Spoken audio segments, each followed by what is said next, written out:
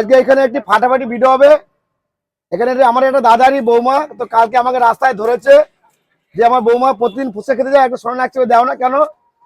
তো দাদার বৌমা আমারও বৌমা, কেউ বাজে কমেন্ট করবে না। একটি বড় কি ফুচকা খাবে বলে দাও সবাইকে। খেতে বলে কি আছে? সোনা নাকছাবি। একবার দিয়েছি, একবার কিন্তু পেয়েছে, আবার এসছে খেতে। তো দেখা যাক খেতে পারে কিনা। যদি খেতে পারে শ্রী দীনবন্ধু মিত্রের পক্ষ থেকে সোনা নাকছে, না খেতে বলে কি আছে?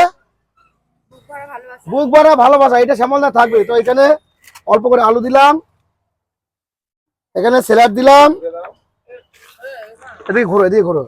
এখানে গেল বাদাম ভাজা গেল, এখানে চাটনি গেল, এখানে ভুজিয়া গেল। এটাকে একবারে খেতে হবে, ভাঙলে হবে না, পড়লে হবে না। কিভাবে খেতে হবে একটু দেখিয়ে দাও।